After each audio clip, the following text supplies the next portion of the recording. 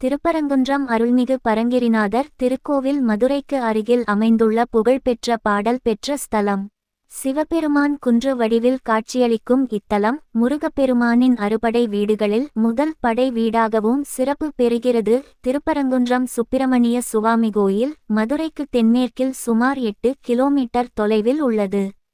இங்குதான் முருகப்பெருமான் தெய்வானையை திருமணம் செய்து கொண்ட நிகழ்வு நடந்ததாக புராணங்கள் தெரிவிக்கின்றன. இக்கோவிலில் முருகன் மணக்கோலத்தில் காட்சி தருகிறார்.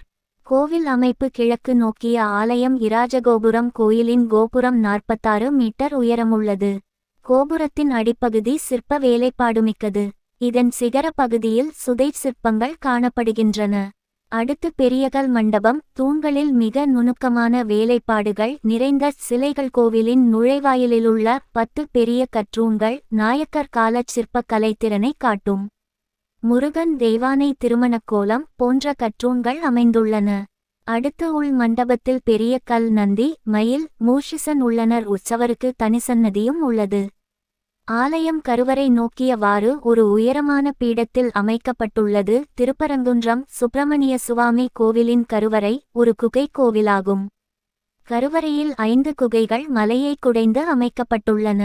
சுப்பிரமணிய சுவாமி சந்நிதி, துர்காதேவி சந்நிதி, கற்பக விநாயகர் சந்நிதி, சத்தியகிரீஸ்வரர் சந்நிதி, பவளக்கனிவாய் பெருமாள் சந்நிதி ஆகிய 5 சந்நிதிகள் இங்கு உள்ளன. சத்தியகிரீஸ்வரர் சந்நிதி வாயிலிலுள்ள துவாரபாலர்களின் உருவங்களில் காணப்படும் ஆடை மடிப்பு கலையம்சங்களும் இதர சிற்ப அம்சங்களும் பிரமிக்கத்தக்கவையாக உள்ளன. 5 சந்நிதிகளை தவிர திருப்பரங்குன்ற கோவிலில் அன்னபூரணி குகை கோவிலும் ஜேஷ்டா தேவிக்கான குகை கோவிலும் உள்ளன. அர்த்த மண்டபத்தில் சத்தியகிரீஸ்வரர் சந்நிதியை அடுத்துள்ள மலைப்பாறையிலும் பவளக்கனிவாய் பெருமாள் சந்நிதியை அடுத்துள்ள பாறையிலும் திருமாலின் அவதாரங்களை குறிக்கும் புடைப்புச் சிற்பங்களும் உள்ளன. சேவலுமாக்கி மயிலை வாகனமாகவும் சேவலை கொடியாகவும் ஏற்றுக்கொண்டருளினார். இதனால் மகிழ்ச்சியடைந்த தேவர்கள் துயர் களைய பெற்றனர். அதனால் முருகப்பெருமானுக்கு தன்னுடைய நன்றியைச் செலுத்தும் வகையில் இந்திரன் தன் மகளாகிய தேவயானையை திருமணம் செய்து கொடுக்க விரும்பினான். இதன்படி முருகன் தேவயானை திருமணம் இந்த திருப்பரங்குன்றத்தில் நடந்தது.